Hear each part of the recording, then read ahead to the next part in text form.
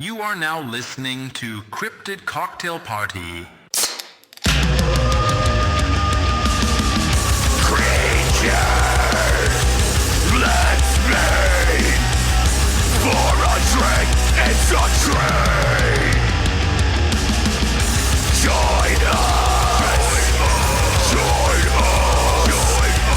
Join us in the fight. Cryptid Cocktail Party. Cryptid Cocktail Party. Hey everybody, welcome back to another episode of Cryptid Cocktail Party, a show where we have a few drinks, share a few laughs, take a dive into the unknown. I'm your host, Dave, joined as always by my wonderful co-host, Sarge. How's it going, Sarge? Hey there, neighbors. Just working on a new catchphrase. What the fuck is up? Yeah, how we doing? You gotta workshop these things. And you know, we'll do a poll of at some point of which one's the best. It's either the woo fuck is up or what did you Oh, but how you doing, bud? How's your weekend going? It's good. It's good. I went to a Lego convention. Oh yeah? And yeah, I don't normally associate with people who like the things I like because I don't want new friends. Yeah, I feel that. And people get chatty. But yeah, it was good. It was a good time. I wish I had millions of dollars that I could spend on retired Lego sets that I always wanted but didn't have the money for. And now they're worth like 4 times as much as they were when I originally wanted them. Yeah. But that's about it. It was a good time. Took my oldest boy. We did some bro time, some bonding. And now I'm here. Hell yeah, dude. I'm glad you had a good time or a relatively good time, an okay time. I'm glad you had a time. Yeah. How was your weekend? I never ask. How was your weekend? It was fine. Did a lot of chores. Took my dogs for a little adventure down by Graffiti Pier. See, this is why I never ask. Because I don't do anything. But one fun thing about this weekend is that you and I were a guest on Scared All the Time. We were. And it was great. I had a blast. I had so much fun. It was, yeah, so be sure to keep an eye out. I believe the episode comes out June 12th. It's on shark attacks. So yeah. And we talked a lot more about nipples than you think we should. Yeah, probably. But it was relative to how far into water you are. Yeah, it was a unit of measurement. Yeah, it wasn't just it wasn't just nip talk. And just to be clear, we're not like saying, you know, if you this many nipples side by side is how long something is. It was like how high up in the water a person was. Yeah, it's about nip high. I think they got it. I just wanted to clarify. I don't want people thinking that I'm trying to imagine how big their nipples are and if I can measure their length that way. True. But I mean, just like snowflakes, everyone's nipples are different. I feel like you can, yeah. It's not a good unit of measurement, I feel like. I got big old store-bought pepperonis that I'm rocking. All right. So, you ready to dive into this week's episode, Sarge? Yes, I am beyond ready. So, first and foremost, I want to welcome everyone to the inaugural first episode of our new series. We're going to try something new called Debunked. It's not like a whole new show within a show. It's just every once in a while we'll do one of these episodes, these debunking episodes, because I feel like we talk a lot about conspiracies on this show. And while we do briefly talk about how they're just absolute horseshit, we don't really dive into just how or why. So I figured every once in a while, let's just really get into it. So does that sound like something you'd be into, Sarge, and also listeners? Yeah, let's get into it. This is like one of my favorite things to do. Is debunking? Because I believe in conspiracy theories, and I used to blindly believe in them when I was younger. Yeah. And then I realized that they kept making me look like an asshole when I found out they weren't real. So I started making others look like assholes by debunking their conspiracy theories. Yeah. I mean, I don't It's a vicious cycle. I don't believe in conspiracy theories, but I like the idea of them, if that makes sense. See, that's the thing, is it's fun to let them roam around in your imagination. Yeah. But before we get into our first debunking, we should probably talk about a term that is used in conspiracy circles a lot, and that is false flags. Oh, God. If you've ever listened to Bill Cooper or his less entertaining fat-necked asshole contemporary Alex Jones, you've heard this term thrown around quite a bit. So what is a false flag? Well, a false flag at its core is a covert act designed to deceive. We did touch on a previous episode I believe, where it came from, and that the name comes from naval warfare. Ships would fly the flag of another country to trick their enemies before attacking. Now, in modern terms, it's referring to a government or organization committing an act, usually violent or terroristic, and making it look like someone else did it, often to justify war, crackdowns on certain things, martial law, or just for some sort of political gain. If you want to look up a good, true false flag situation, you can look up Operation Northwoods. It never actually happened, but that is an excellent example of what a false flag operation would be. And that is Operation Northwoods. If you ever want to know how little the government values human life. Yeah. That's a good one. We may or may not get to that. Yeah, it's a terrifying deep dive into the disgusting and depraved mind of government officials. Yeah. I meant in this episode we might get to Oh, snapperino. I better shut my mouth then. But in the Bill Cooper, Alex Jones conspiracy circles, false flag usually just equals manufactured crisis, something orchestrated by the deep state globalists to manipulate public opinion or policy. So basically, anytime there's a school shooting or an act of domestic terror, it's always a false flag, usually designed to take our guns away or enact martial law. Usually the martial law thing is if it's a Democratic president. Yeah. But even though these ding-dongs cry wolf every time there is a tragedy, that doesn't mean that there aren't some real-world examples of false flags happening. I do want to, before you go on, I'm sorry to interrupt, but I do want to. So you had mentioned that it's normally a Democratic president, and you're absolutely right. With the glowing exception of the Bushes. Oh, yeah. Well, because for some reason, actually not for some reason, I mean, I get it. Alex Jones fucking hated George W. Bush. I feel like a lot of like far right people hated George W. Bush, which is wild considering some of the things that that administration did. I think it probably comes down to George Bush Sr. because he was a member of the CIA. He was loosely affiliated. The head of the CIA, excuse me. But he was also loosely affiliated with the Bay of Pigs operation. So, I mean, and like one of their favorite things is he said something about a new world order one time, and they just cut that little snippet out, and now it's in every ministry song you could ever possibly listen to. Yeah, and then I think wasn't there also Prescott Bush? He was also like a big fucking guy. Yeah, they're all fucking crooked as shit. I think Prescott Bush had something to do. He's brought up a lot when you watch like a JFK assassination, like conspiracy things. I don't know, but now. Where were we? Examples of real-world false flags. Now, the most famous one that most people point to when they think of false flags would be the Reichstag fire. Now, the official story at the time was that a Dutch communist named Marinus van der Lubbe set fire to the German parliament building, but most, if not all historians, believe that the Nazis either knew about the plan and let it happen, or they orchestrated it themselves. And the reason for that is that this incident gave Hitler the perfect excuse to declare a state of emergency, suspend civil liberties, and enact the Reichstag fire decree, which was the keystone that enabled Hitler to rise to like total power. Another one of these false flags that these far knockers like to point to as an example is the Gulf of Tonkin, where the United States lied about the USS Maddox being attacked by North Vietnamese boats, and this allowed LBJ to push through the Gulf of Tonkin resolution, which led us into a full-scale war in Vietnam. Because at the time, we weren't actually at war with Vietnam. I think we were just there helping like train and like come up with plans for the South to help fight the North. But they used this as, we're just like, fuck it, dude, we're going full hog on this. And then it ruined almost everyone's life. So you can even go further back to the USS Maine. Yeah, I was going to include that, but I feel like that's like Revolutionary War shit.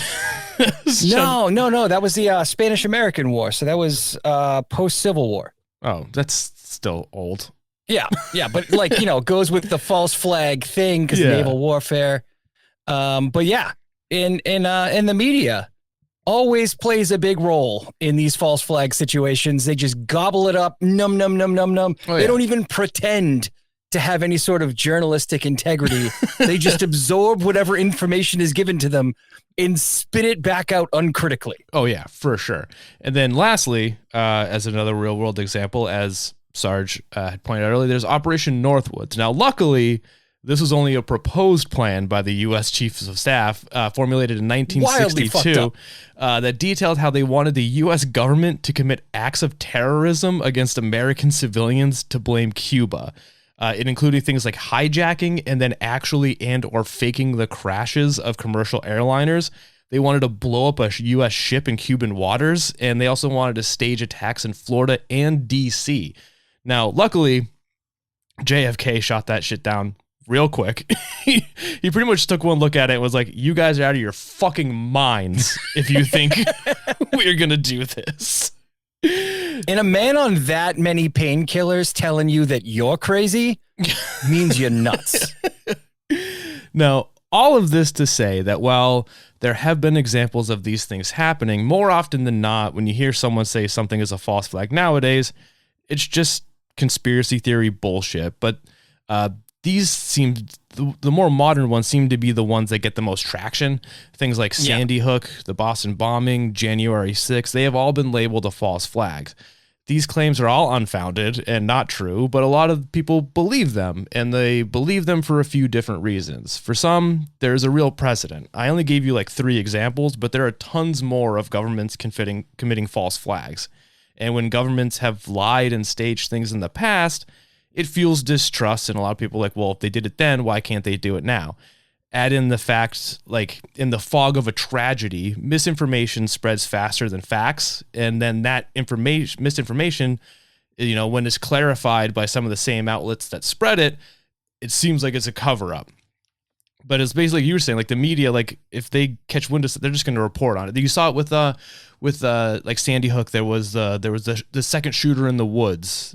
There's always a fucking second shooter at these things. Yeah. It drives me insane. And then there was I think like during the Boston bombing, I think like the New York Post, they posted the picture of the wrong guy.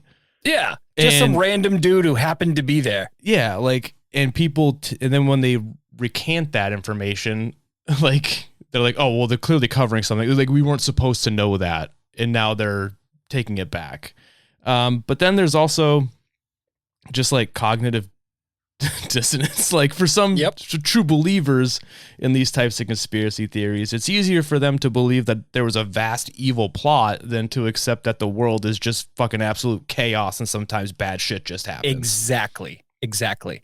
And if we want to get crazy in, maybe we can do like a bonus episode sometimes, but I've got some fucking stories about the Boston Marathon bombing. Oh, I'm sure you do. Where you ended up, you worked it, right? Well, not, I say yeah, worked I was in the National Guard at the time, and we got called up, and there were some things that happened that I would love to talk about, but it would probably require its own like special episode. I don't know. Maybe we'll do a Patreon episode or something. But well, it's I got a lot of stuff. We can do another one of these debunked, and we can do it on that. I feel like this debunked thing is probably better for the more serious types of conspiracies rather than the aliens ate my mom. Right. Yeah, I don't know that we really need to debunk Mel's hole all that much. Yeah, but there is one false flag attack that I haven't mentioned yet that many to this day still believe was orchestrated by our government.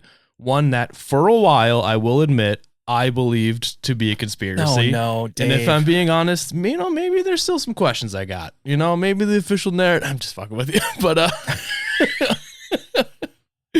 have questions, but all of the questions are, why are we so bad at protecting ourselves from these kinds of things? Yeah, and that is the conspiracy that 9/11 was an inside job. So today, we're going to cover the official story of what happened on 9/11. The conspiracy theorists' version or versions of events, and then go into the reasons why it's bullshit. So, you ready to dive in? Oh, God, yeah. Okay. So, I'm not going to break down the official story like in crazy detail. We all kind of know what happened. I mean, I watched it live on television. As did the rest of the world. Yeah, so we're going to break it down more into like a who, what, when, where, and how, just to make it easier to digest. So, the attacks were carried out by 19 hijackers associated with the radical Islamist terrorist group known as Al-Qaeda.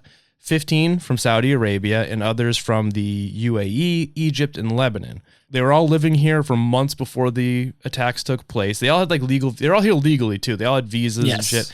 And some of them were taking flight lessons in the US, I believe in Florida. Yeah, that's what I had heard as well. Yeah. Now, on the morning of the attacks, the hijackers boarded multiple domestic flights in multiple cities. Flight 11 and 175 out of Boston, Flight 77 out of Washington Dulles, and Flight 93 out of Newark. And once in the air, they used box cutters to either kill or subdue the pilots and crew.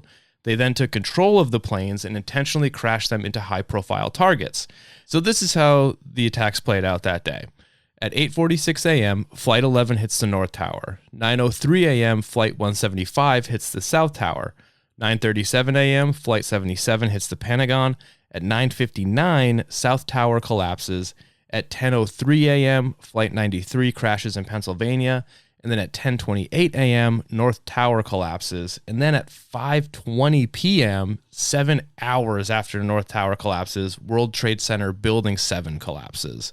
When all is said and done, an estimated 2,977 people lost their lives in the attacks that day. It was a horrible tragedy and one we all saw play out in real time on live TV, which probably fucked up a lot of us, seeing as I was in 8th grade watching it in my middle school science room. And I feel like that's not something small children should be watching, but we all experienced it and lived it. And yeah, I think it was one of those moments that was just like absolutely insane. I was in a college theater class, like my freshman year. I was trying to be an acting student. I didn't take off. My own mistake for going to Quincy College. Anyway, I didn't even know Quincy had a college to begin with. Yeah. U of Q, great school. I was waiting for my buddy to come into class, and he was late. And he was late because of the attack. So I, of course, snuck out and went downstairs. And like most good classrooms, there was a bar directly underneath us. Oh, hell yeah, dude. And so I went into the bar at, whatever in the morning it was. And there's this like grizzled old fucked up dude sitting behind the bar drinking and watching it on TV. I went up and told the teacher, and she let us out for the day. But the thing that's crazy is I had family in New York. So I couldn't get a hold of my aunt, obviously, because I didn't have a cell phone at this point. Yeah, and I'm sure most communications were all fucking jammed up. Yeah, even more fucked up. My poor dad is working at the Coast Guard station out in Hull. Oh. So he wasn't in the Coast Guard, but he was building their station for them. And it's a secure facility in the whole 9 yards. So they lock the gates and they're like, sorry, you're not leaving for a while. Yeah. And so my father is standing on like the observation deck of this base, watching the skyline of Boston with the commander of the post, and they're literally just waiting for something to happen. The boats are all scrambled. They're all out in Mass Bay. Absolute insanity. And then I, of course, again, living in Quincy, right near Logan Airport, planes were always flying over my house. And it was the first time in my life I can remember not seeing one plane for like 3 days. Except for fighter jets from Cape Cod. Yeah, they shut that shit down real quick. Yeah. Air travel was suspended almost immediately. Yeah. Absolutely nuts. So in the 9/11 Commission's report, which I took them a while to do, but the towers, they say that they collapsed due to a bunch of factors happening all at once. For starters, the plane severed several support columns and dislodged fireproofing on the steel structures. Now, the jet fuel mixed with office material, paper, wooden desks, carpet, all that shit, it ignited massive fires. The heat weakened the floor trusses, which caused sagging and pulled in the exterior walls. Unable to support the weight of the upper floors, they collapsed downwards, creating a sort of domino effect known as progressive structural failure, aka a pancake collapse. That's why you see it kind of just going down floor by floor. As for Building 7's collapse, it was hit by debris from the North Tower collapsing, which started multiple fires across multiple floors. And because of just the absolute carnage going on around it, firefighters couldn't extinguish the fires due to waterline damages that occurred. The fires got so hot that they weakened internal column number 79, triggering a cascading failure and eventually the collapse of the entire building. The 9/11 Commission investigation report determined that no, this wasn't an inside job and there wasn't any concrete foreknowledge that this attack was going to happen. They said that the attack was able to be carried out due to, quote unquote, a failure of imagination, as well as interagency dysfunction. like pretty much the FBI, the CIA, FAA, NORAD, none of them spoke to each other before any of this, especially about any concerns they may have had about potential attacks, because each agency wanted to be the one to fucking, solve it, I guess. Yeah. And because of that, new security protocols were created, including the Patriot Act. The Department of Homeland Security was created right after this, and also enhanced TSA screenings. So, in a nutshell, the official story is that 9/11 was a shockingly successful act of terrorism by a small, well-organized extremist group.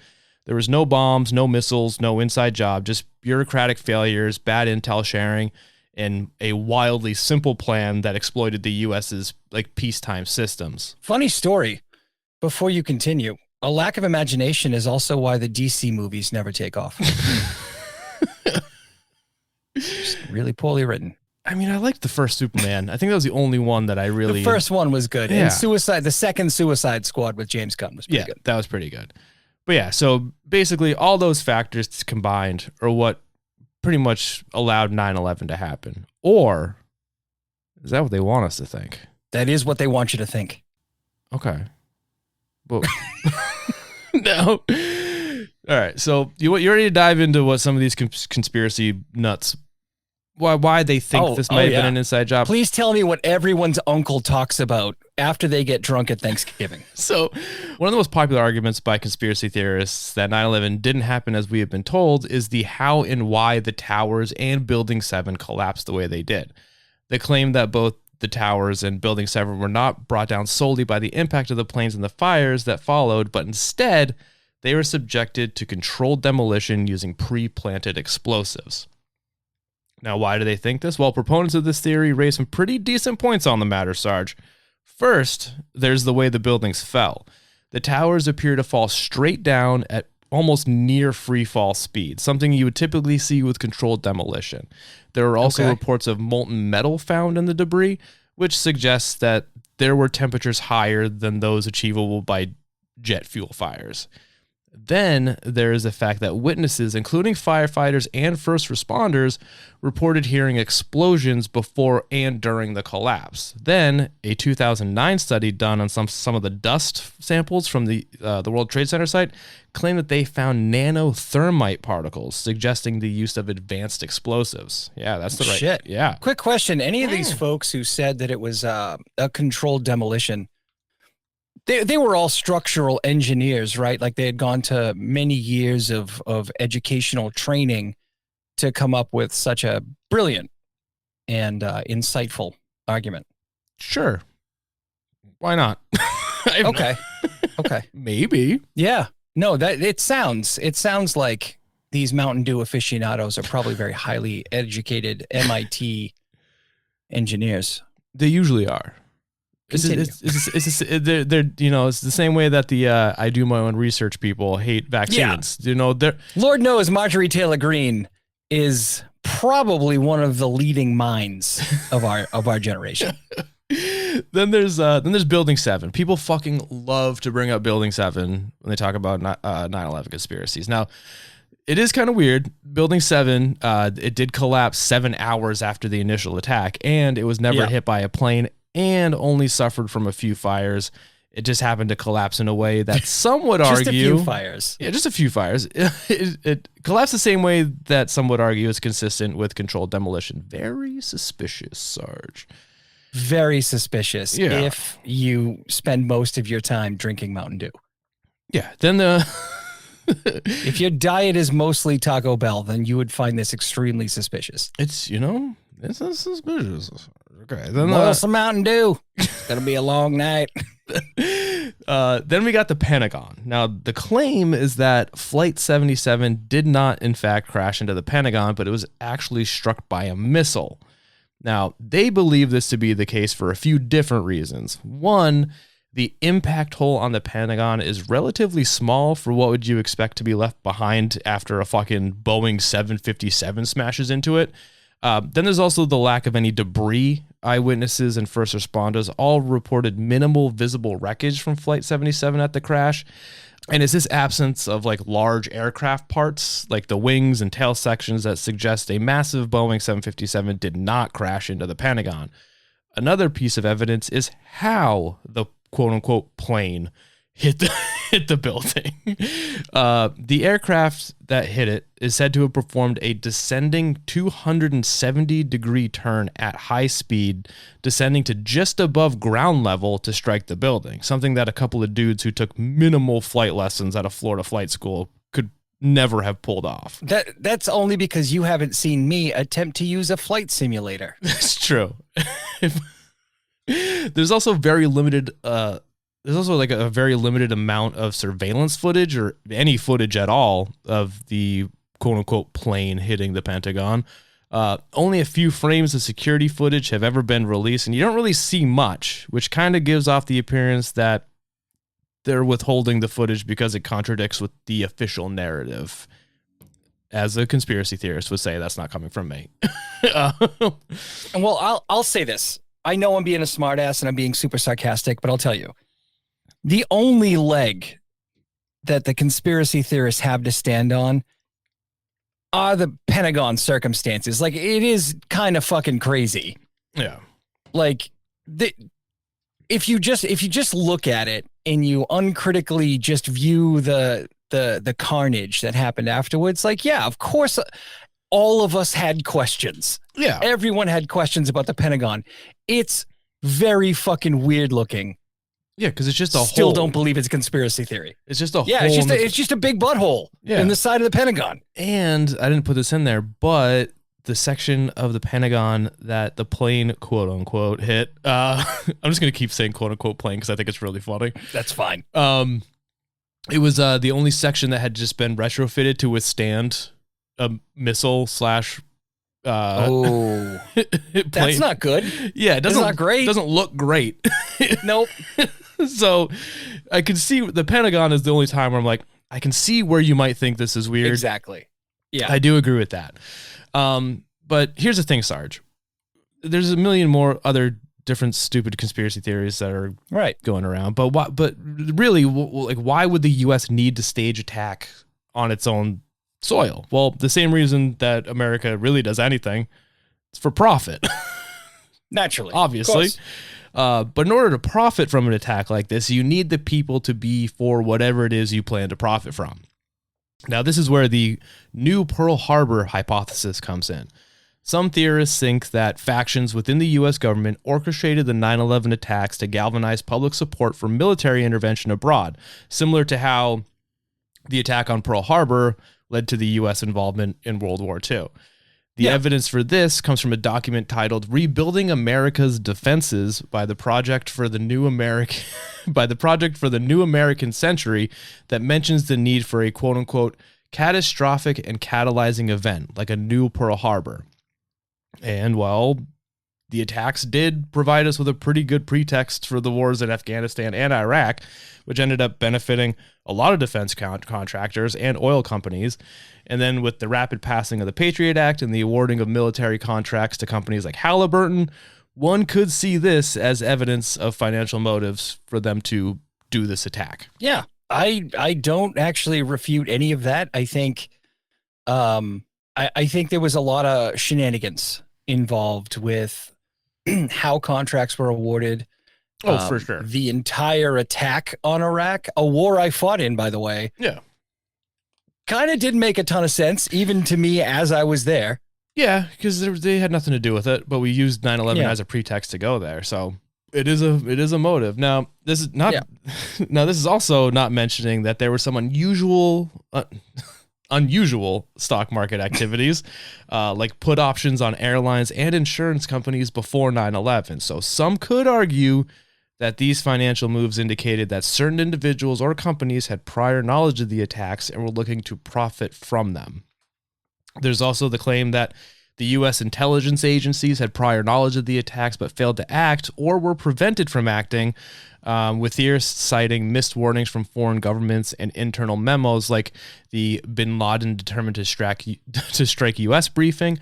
They say that the lack of preventative measures indicates complicity in the attacks, which, I mean, that's here nor there. I feel like we don't act on a lot of things, and Bin Laden was always trying to attack the U.S., so he did it. He already did it what was the 95? When was the first? I thought, was it 98 or was it 95? It was during Clinton's term. They blew up the moving van. Yeah, it was the basement in the basement of the World Trade Center. Fun fact, the Condi Rice quote, "Bin Laden determined to attack inside America," is also in a Ministry song. Ministry just fucking loves this shit. They love conspiracy theories. Al Jorgensen is one of my favorite musicians of all time, but he has a lot of fun theories. So, theorists also suggest that with how quickly the debris was moved from all the crash sites and destroyed and or shipped off, that they were trying to hide and or destroy any evidence of the government's crimes against its own peoples. Now all of these, there's so much more that I didn't even touch on. The fact that the U.S. and NORAD were also conducting they were doing like war games on 9/11 that pretty much almost kind of played out the same way as 9/11, which is pretty crazy, but it also caused a lot of confusion when the actual attacks were happening. Now, some people think that was deliberate. I don't know, but it is kind of crazy that they were doing war games that were basically 9/11 on 9/11 during 9/11. That's unfortunate. Yeah, unfortunate decision. But also, that kind of calls into question the fucking lack of imagination. They imagined it. It just happened to be on the day that it actually happened, which you would think that they would want to do it a little bit sooner than that. But yeah, and there's a whole bunch of other little shit like that we didn't cover. So you want to like kind of go over some of these claims and see why they're kind of stupid? I mean, we're doing it throughout it, but all right. So first is the controlled demolition of the Twin Towers in the World Trade Center. Again, the claim is that the World Trade Center buildings were brought down by pre-planted explosives in a controlled demolition. Well, that's not really how it happens. Now, the National Institute of Standards and Technology concluded that the collapse of the Twin Towers were due to the impact of the hijacked planes that severed critical columns and dislodged fireproofing, combined with the ensuing fires.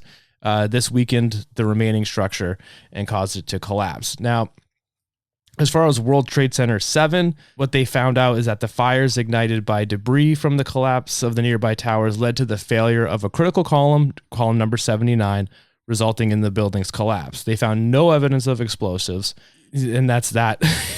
They just fucking collapsed, man. Like, it's just. I mean, when you think about it, like, I'm sure a ton of debris hit Building 7. Oh, yeah. But also you have to think of the amount of seismic activity that would happen when two entire 100-floor buildings collapse. Yeah.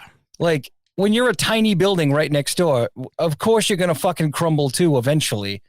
And there were fires on that building as well.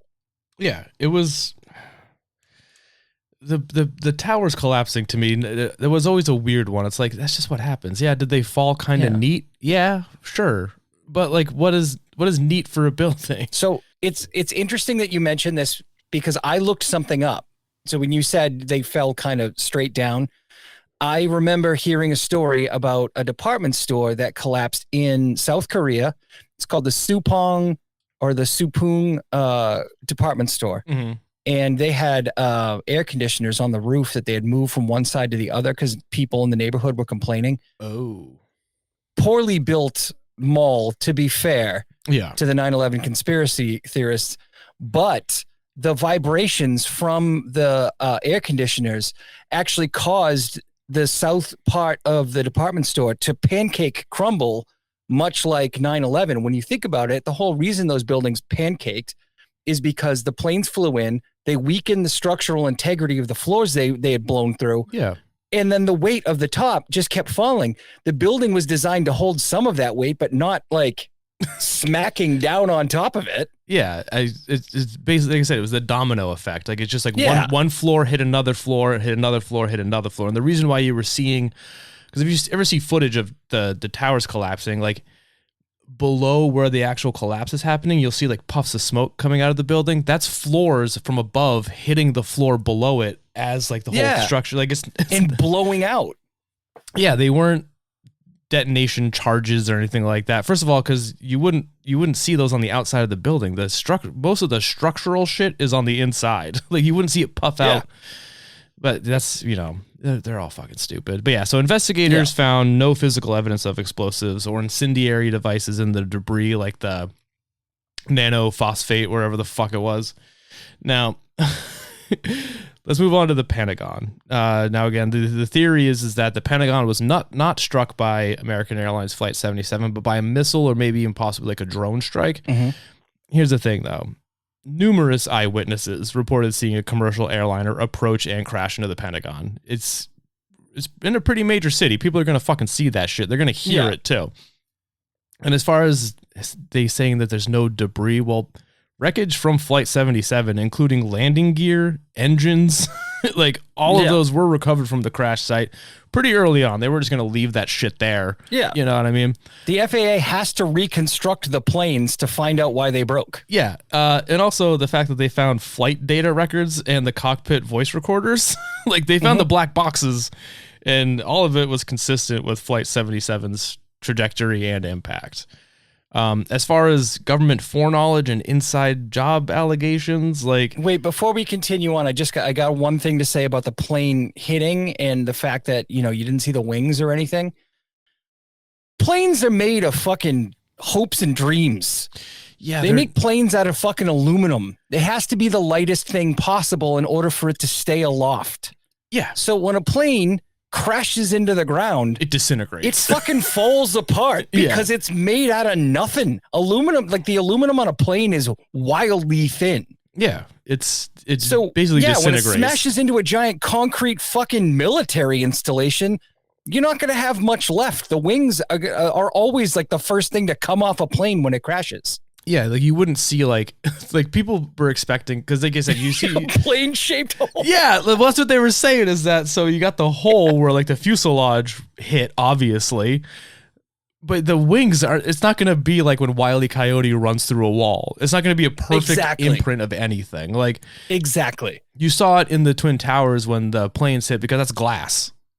It's obviously going to like, of course, you know what I mean? Like you're not going to see it in a reinforced highly secure military building that again was reinforced to withstand something like this. Like it's not exactly the wings of a plane do not have the same structural integrity as a military building. Let's just put it that way.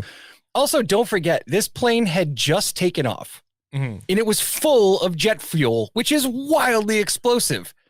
Now you're going to smash that into a building. One thing I didn't mention that, but I'm sure everyone already knew, is that all these attacks happened on the East Coast. All the planes came from the East Coast. They were going all the way to the West Coast. So they were fully fueled up with thousands of gallons of jet fuel. As soon as they... That was all by design. Yeah. Now, as far as the whole like insider knowledge, like the government foreknowledge and inside job allegations, well, there were indications of potential terrorist threats, but the intelligence was not specific enough to predict the exact nature, timing, or targets of the attacks. But we also, you know what I mean? Like, but we get fucking imminent attack warnings probably daily with little to zero information. So for them to see like, oh, a potential terrorist threat, if you what are you going to do? You have to investigate it. And if they didn't have enough time, it's just, sometimes shit happens. It falls through the cracks. It's not like they didn't try. If you want to watch a really good documentary, the new Osama bin Laden documentary on Netflix is really good, where they actually go through all this. Like they knew it was because something was going to happen. They knew it was probably going to involve New York, maybe even planes, but there was so much details were left out and scattered that there's no way for them to predict this shit was going to happen, because this is an insane fucking plan. The 9/11 Commission found no evidence that the U.S. government or senior officials had foreknowledge of the attacks or were involved in the planning of it. Also, keep going. Yeah, keep going. But also it's just like the complexity of a conspiracy theories like this. You know what I mean? Like the scale and secrecy required for such an operation would have involved numerous individuals, increasing the likelihood of leaks or whistleblowers. None that have ever like credibly emerged. You know what I mean? Like there's a mathematical equation that some scientists, I think at Oxford University, came up with in England. And essentially, the more people you add to a conspiracy theory, the less possible it is to keep that a secret. So like even adding maybe 5 people to a conspiracy theory exponentially increases the likelihood that someone is going to tell someone else. Yeah, like the scale that this would have to be at, not even just this one, any conspiracy, like fucking like with like Sandy Hook or the Boss Obama with like fucking crisis actors and all that shit. Like you telling me that like that person's going to be on TV talking about their experience and no, like someone from fucking Wisconsin's gonna be like, hey, that's fucking Steve. That's not this guy's name. I knew him from high school. You mean like, you can't have something not to mention the fact you're expecting an actor not to put something like that on their resume. Fuck you. It's going to be on their IMDb page. Yeah. But yeah, like if you think about any of these conspiracies for longer than 5 seconds, and not even about like the actual, like the just the complexity of a conspiracy theory like this or any other, like it's not possible. There's so many factors involved that you just can't. You're out of your mind. Yeah. Wildly out of your mind. As far as like the insider trading and like financial anomalies, like we talked about the stock market, the Securities and Exchange Commission and other like regulatory agencies, they did conduct their own investigations and found that no evidence of insider trading was related to the 9/11 attacks. Some of the trading patterns were consistent with normal market behavior and not necessarily indicative of foreknowledge of an attack.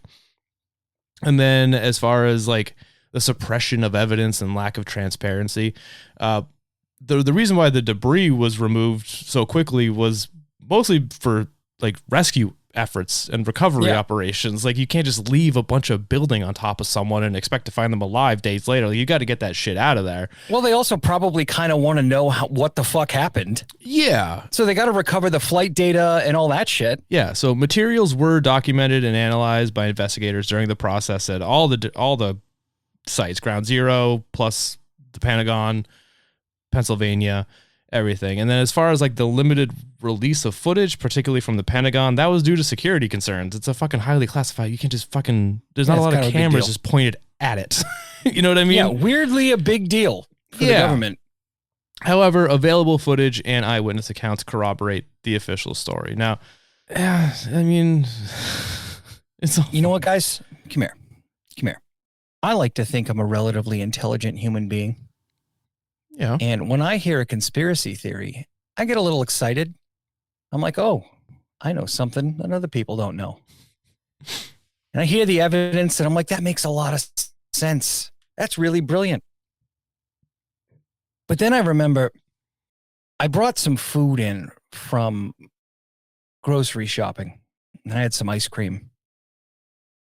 And I had placed the ice cream on the counter in my kitchen and I had placed my keys in the freezer. And that made me realize that I'm a fucking moron. Most of us are fucking morons. So if you didn't go to college and get this degree in this specific thing, or you didn't spend the better part of your life studying structural engineering, airplane mechanics, physics, or literally anything, you're an idiot. In this situation. And no matter how smart you think you are, if you don't actually have any kind of education, including like just going to the library and reading about this stuff, like, you know, like, shut the fuck up. You're dumb and you don't know what you're talking about. Why would the United States government crash a plane into the World Trade Center towers, like planes, excuse me, and then into the Pentagon and into a field in Pennsylvania? Don't you think the 3,000 people who died in the World Trade Centers were enough? And why would they suspiciously crash one into the Pentagon and leave just a hole and not a plane-shaped hole so that you smooth brains out there can be like, well, it's shaped like an airplane. It must have been an airplane. You know what I mean? So just like think for like 4 seconds. What's the benefit of this? Do you really think it would make a lot of sense to crash 2 extra planes after you've already brought down like the 2 most recognizable buildings in the United States? You fucking morons. Okay. Sorry, I'm done. Well, Sarge, it was for financial gains. Yeah. No, I'm sure that all the money they got from that was worth the 20 fucking years of war we went into because of it. Yeah. Look at BlackRock. Is that a thing? BlackRock's a thing, right? They're making tons of money, I think, right? So, all right. My whole theory on this is there were shenanigans, but it was all just typical rich people bullshit. Yeah, but the shenanigans happened After the attacks. Yes, obviously. all opportunistic. One of the big things that I kept hearing about, bin Laden did have family in the United States. Yes. And they did fly bin Laden's family out of the United States really fast. Well, here's the thing about bin Laden. So he comes from a very rich family, but he's the only one in his family that turned into a radical fucking crazy terrorist. Everyone else is pretty fucking normal doing their normal everyday shit. That apple fell way far down from the tree. Like that tree was on a cliff. Yeah. And the apple fell all the way down into the valley. It didn't just fall where the tree was. That he's a fucking Looney Tune. Yeah, so the fact that the bin Ladens were immediately escorted out of the country right after that makes way sense. That's not suspicious to me at all. In fact, I'm guaranteeing some of our listeners have a moron relative. And if their moron relative did something stupid, they're not going to be like, good for you. Yeah. Smart move. You're going to be like, fly me the fuck out of this country so that this doesn't blow back on me. Exactly. So in conclusion, extensive investigations by independent experts, government agencies, and scientific organizations have addressed and refuted the major conspiracy theories surrounding the 9/11 attacks. The consensus among these investigations supports the conclusion that the attacks were carried out by al-Qaeda terrorists, with no credible evidence supporting claims of controlled demolitions, missile strikes, or government complicity. So there you have it, Sarge. That is 9/11 conspiracy and 9/11 debunked, all within the hour. I mean, we probably could have gone further into it, but I feel like if you have any sort of critical thinking skills, I think this is enough for you. But there's going to be people out there that are like, well, you didn't consider this. Here's the thing, though. Yeah. I did, and you're wrong. So I do have like a weird. When did the first plane crash? What time was it? So the first plane hit, Flight 11 hit the North Tower at 8:46 a.m. Okay. So I had a pocket watch because I am a fucking nerd. And I was on the red line going to school at U of Q, Quincy College, the finest educational facility aside from the 2 high schools, 4 middle schools, and 8 elementary schools in Quincy, Massachusetts. And my pocket watch stopped at 8:45 in the morning. So that's a thing that happened to me. And if that happened, why it had to be a conspiracy. Yeah. I mean, you see how stupid these things sound when you say them out loud? well, no, here's the thing. So the globalists control They time. stopped my watch. They control time. And they were trying to give you foreknowledge of the attack. I mean, it was only by a minute, but you could have done a lot of damage to to Wall Street in that 1 minute if you just started fucking buying and selling. In my defense, I was smoking a lot of weed at the time. And so I did for a moment think to myself, it was like a couple of days, I was like, dude, look at this. Stopped at 8:45. And everybody's like, didn't it happen at like 9 a.m.? Your watch is the reason why 9/11 happened. If it had kept going, butterfly effect, like what if your watch hadn't have stopped? Could have been different. Everything could have been different. That's a really good call. I didn't even think about that. Is it? Is that a good call? Someone call Ashton Kutcher. We're making butterfly effect too. See if Ethan Suppley's available. So, yeah, he's all jacked now, so it's gonna be a very different movie. All right, sorry. So, any last thoughts, questions, concerns? I mean, there's a lot. 9/11 was not an inside job, and if you still believe that in this day and age, maybe don't breed. So here's the thing, too, is that so there's that really famous 9/11 conspiracy documentary called Loose Change. I don't know if you're familiar with it. I am, because they had to make a second one after all of the evidence they presented in the first one got refuted. Yeah, well, here's the thing. They also made a third and a fourth because... Oh, no. I didn't know about the third and the fourth. They made a few iterations of that movie, and the reason why is because... desperate. The reason why is because, like you said, all of it just keeps getting refuted, and not just like questionable for conspiracy. Like, it was to the point where even conspiracy theorists had to be like, we can't argue this anymore. Like, we're gonna look too insane. Yeah. Amazing. So there you have it, everyone. That's our first episode of Debunked in the series. That we'll do some more of these periodically. Probably, like I said, probably more for like the more serious conspiracy theories, because we don't need to break down fucking, I don't know, the Pendragon plot. Like, that's just, goofy shit. That's just more fun to make fun of. But I feel like sometimes these kind of hurt people. And we'll get a little they really more. Do. So, but there you have it, Sarge. 9/11. This was great. Yeah, this is a great episode. I'm on the internet in different places. I'm starting to make TikTok videos again. You can find me at Sarge the Destroyer on pretty much all the socials. I'm even on Facebook, even though I don't want to be. Oh God, yeah. And I just started a Facebook a long time ago, and I forgot that it was still there. You buy my coloring book, sargessupernormal.com.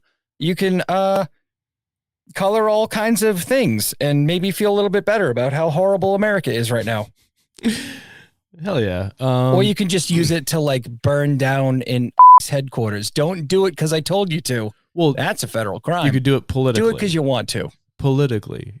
You can burn it. You can politically burn it down with fire. You can burn down the agency headquarters in Minecraft. It's funny to me because I know a guy who was in I don't think he's in there anymore, but we were in the army together. It's not his fault. Yeah, I'm probably going to edit out the burning down a building part, but I mean, if you want, you should bleep it. Be way better if you just bleep it. I'll see what I can do. No context. All right. And if you want to follow us on Instagram, it's at Cryptid Cocktail. Follow us on TikTok, Cryptid Cocktail Party. Leave us a 5-star rating and review.